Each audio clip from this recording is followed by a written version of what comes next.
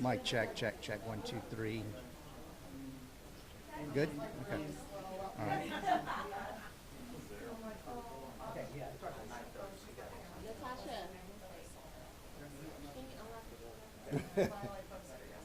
Proof that you were there.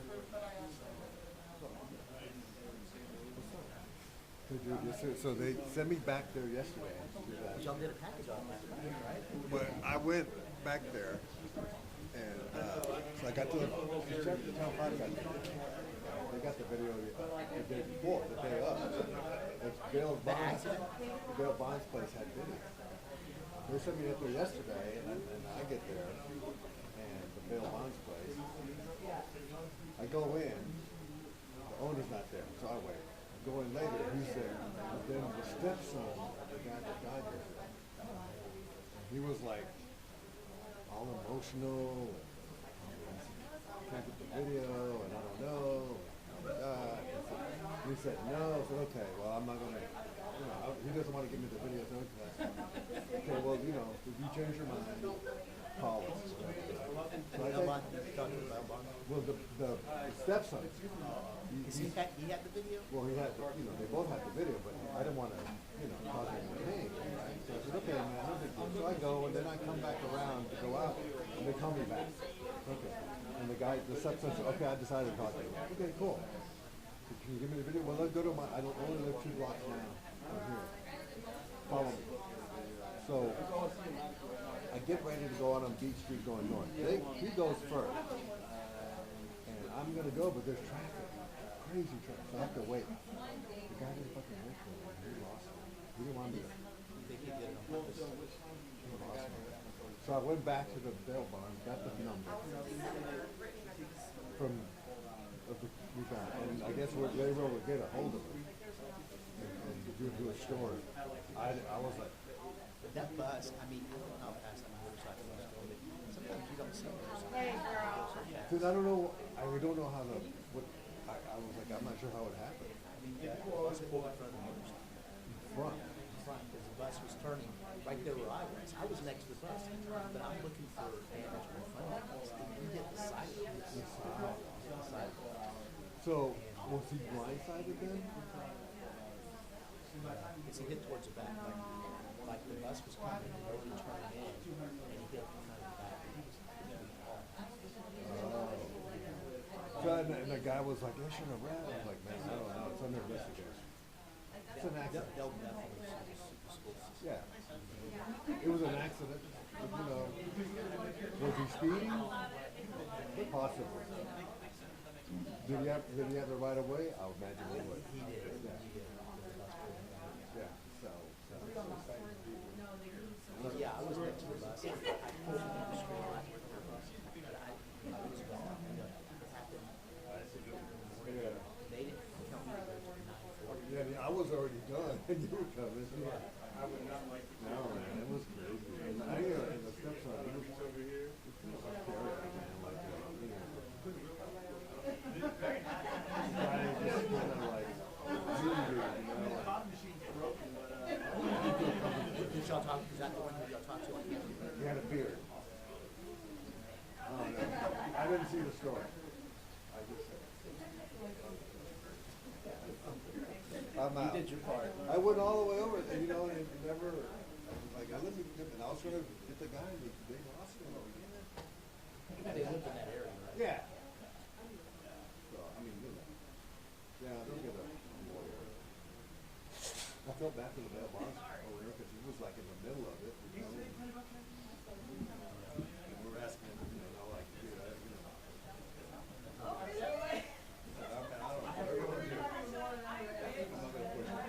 Because I could tell the stepson was on the word because he saw the video. And he was like, shit. You know? It's kind of like, it seemed like, yeah, quick temper.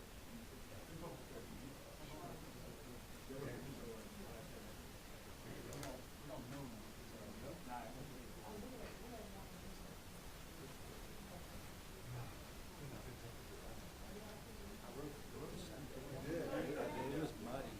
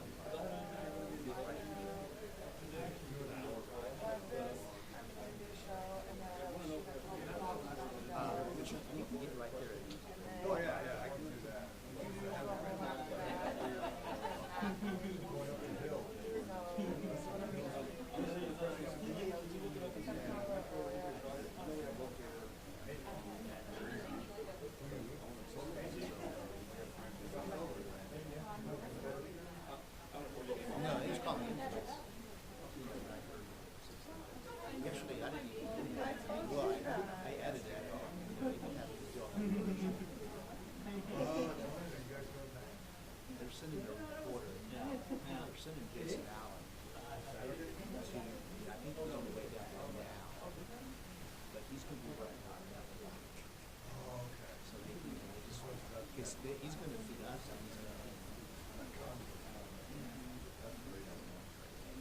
I'm kind of glad I'm not that. But this is the time, you remember that. He's out there. Mid-February,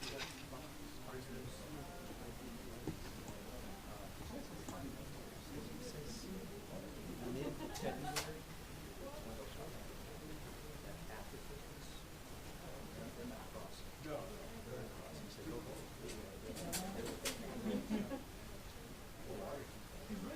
But there was still something going on.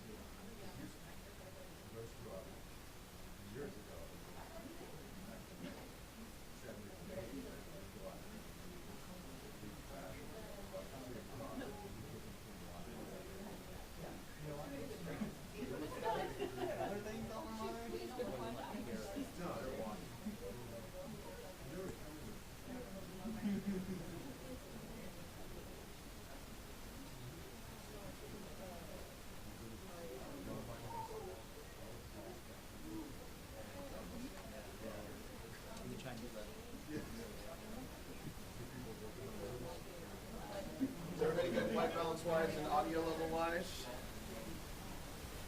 Anybody needs a white balance? An audio check 1, 2, 3, 4, 5, 6, 7, 8, 9, 10. Check, check, check. Everybody good? Okay, wallet check, check, check. Excellent. Okay, Chief will be down here just a few minutes. After the conclusion of he'll start off by making a statement, then we'll open it up for some questions. We also have a few members of our homicide unit here to help answer questions if anything else comes up. And then once the press conference is over, we'll actually be pushing out 2 news releases, one about each case, referenced there in the media advisory with some attachments on there.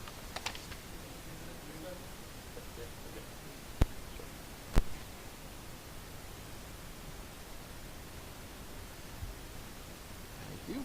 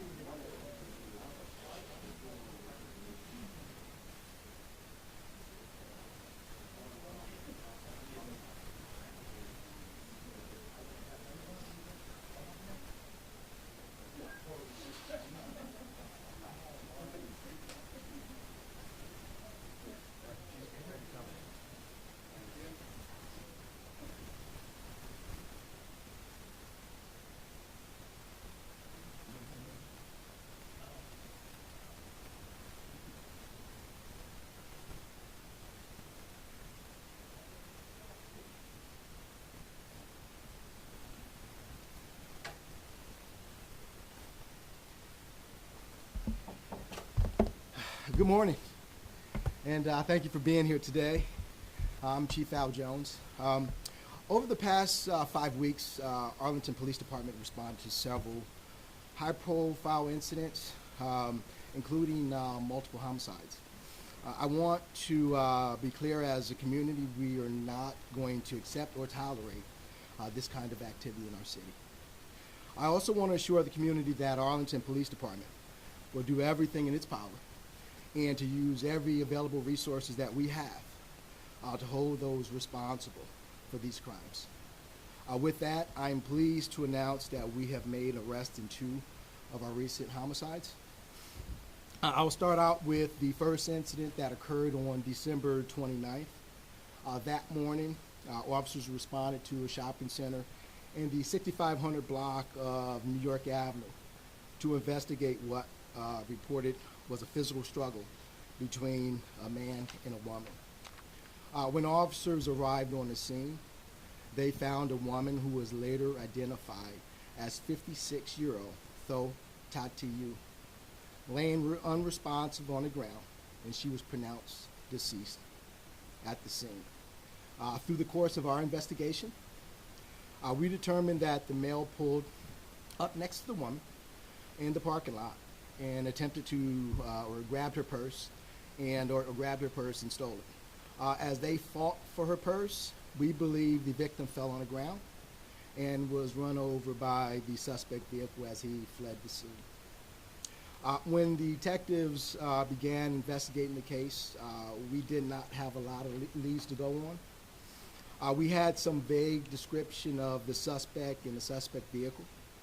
While homicide detectives spoke with witnesses and reviewed evidence on the scene, our real-time crime center began looking at available cameras in the area.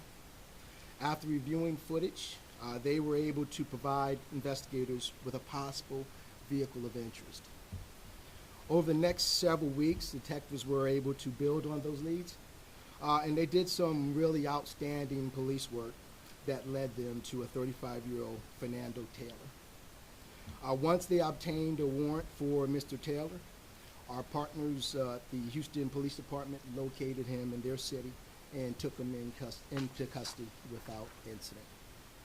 He has been charged with 1 count of capital murder and is currently being held in Harris County Jail, where he's waiting for extradition to Tarrant County. Based on our investigation, we believe Taylor followed the victim for at least an hour that morning, the morning of the murder.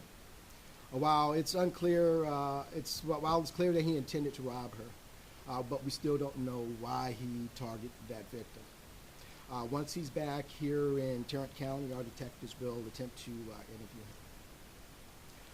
him. We also made 3 arrests in connection to a murder that occurred on January 19th in the 2200 block of Blue Water Drive. Early that morning, around 12:30, our officers responded to an apartment complex to investigate a report of a fight.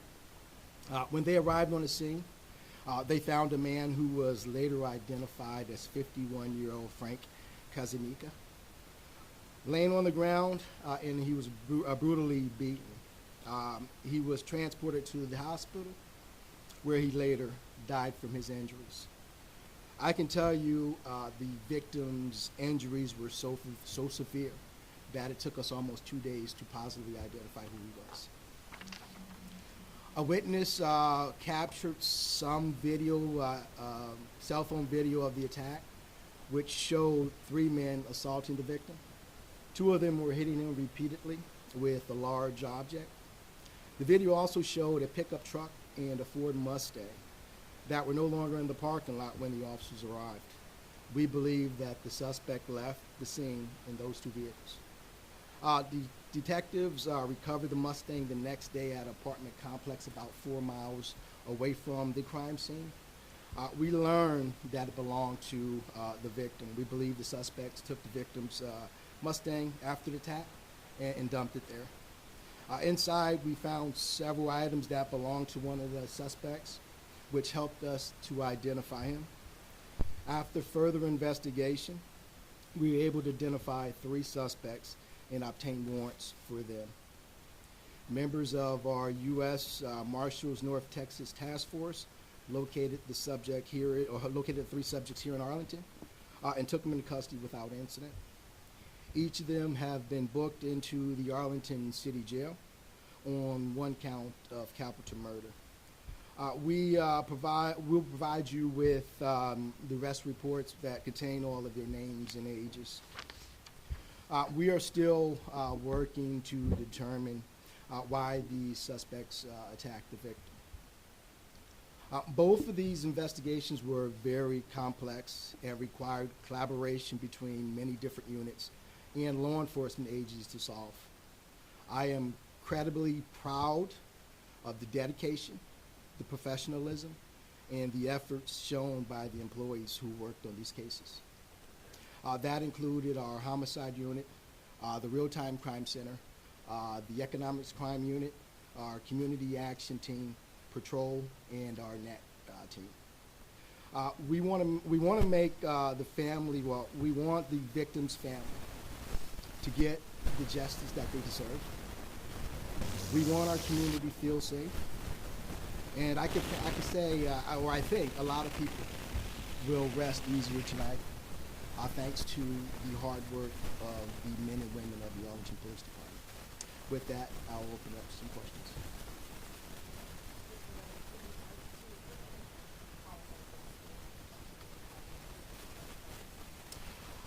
Yes, that investigation is still being worked.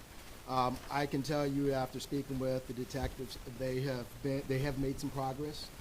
Unfortunately, we haven't made an arrest on it, but we are making progress in the right direction.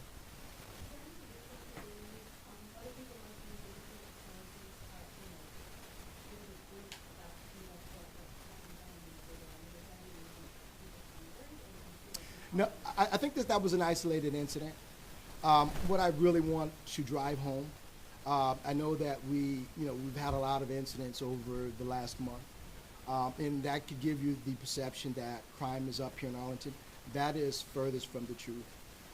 If we can compare 2023 numbers to 22 numbers, we're down 17% on violent crime here in the city. So I'm really excited and proud of the work that our men and women have done over the last year, and that we will continue to do. The 35-year-old that was arrested in Houston, did you know he came from Houston to commit the crime, or did he He came from Houston. He came from Houston the day of, and he found his way to the Arlington City, and he started following this woman around. Like I said, we still don't know why, but he did come from Houston that day. And how about for the later departments, the people who were arrested, Well, there's a combination of both.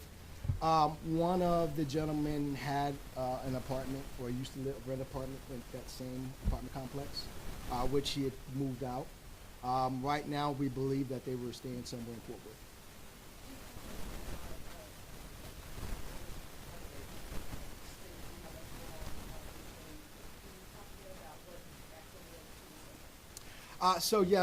First, it's the great work of the men and women of the Arlington Police Department. Our real-time crime center zeroed in on a vehicle that they came across, and they passed that lead on to our homicide detectives. Our homicide detectives really work night and day for about 2 or 3 weeks to get that person in custody. What I want, and I want to stress this because I think it's important, we talked about it a couple weeks ago about Connect Arlington. It's about making sure that we use our technology. We start using cameras across the city. And that's why it's important for our residents to register their cameras, because this is how we can actually solve crime as a city together. And I always talk about crime is not just a police issue, it's a community issue. Yes, ma'am.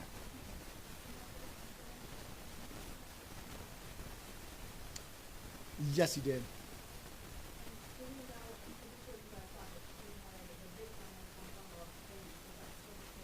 No, actually, after our detectives started tracking down where she went, no, she didn't come from a bank. He just followed her from our city to a couple of other places around. No, not at all. I think it was just a crime of opportunity. You talked about the how did that go down?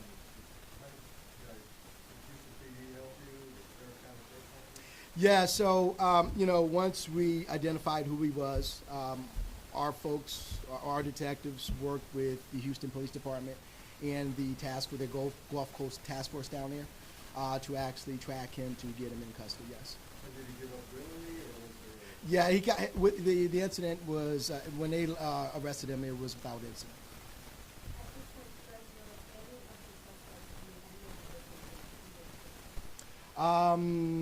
Not from what we understand now. The second homicide where the three individuals were in meetings for you said you located those vehicles and then something inside the vehicle led to the suspect. Can you say it was right there? It was a cell phone. So I think that they left a cell phone in there. The affidavit that will be listed to you has more information about it.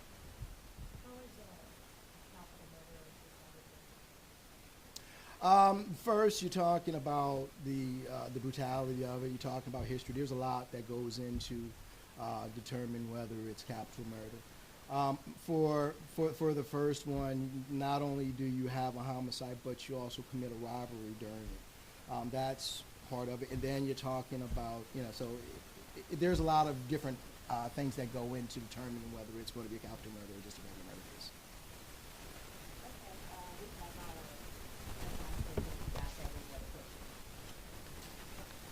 Thank you.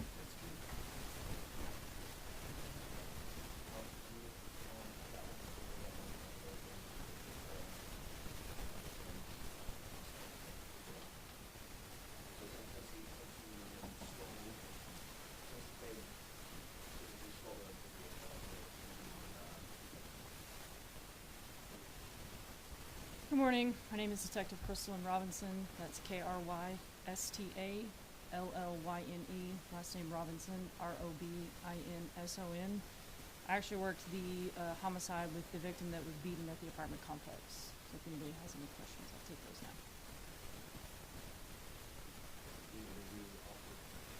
Yes, I did.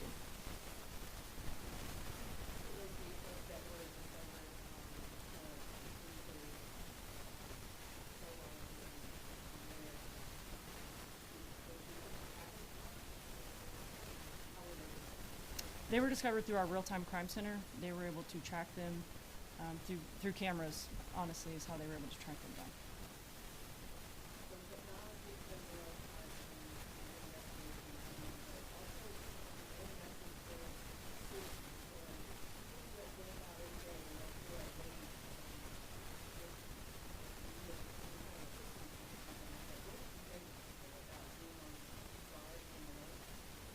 Absolutely. Technology is very much so a very large portion of our investigations.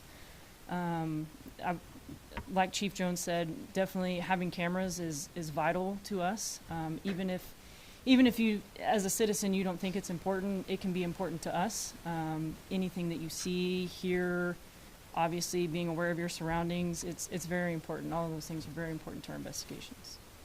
We could probably expand on it. I think it's safe to say that cameras that we had access to were instrumental in both of the arrests. Absolutely. Is there still work going on to try and determine why the one in Harris County unmissing? Yes, that is still going on. Like Chief Jones said, we believe that to be a crime of opportunity.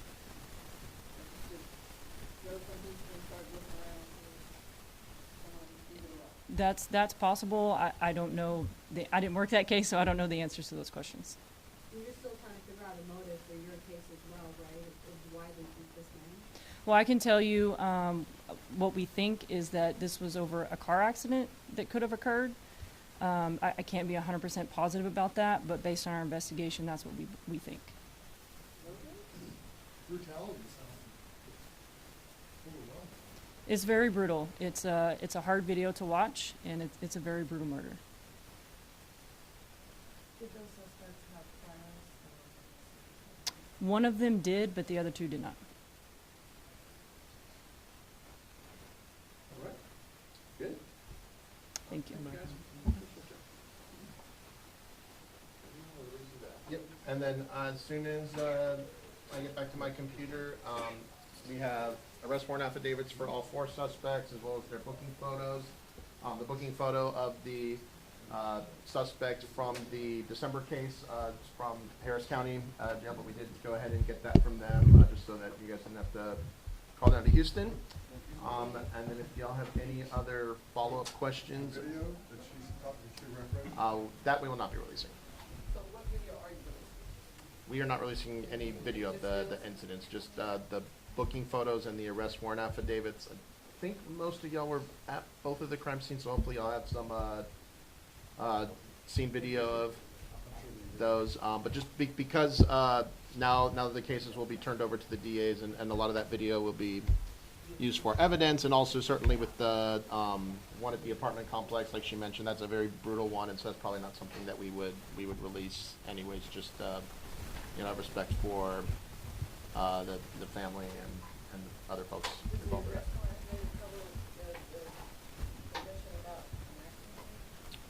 I don't believe it does. That was news to me when she just said that. So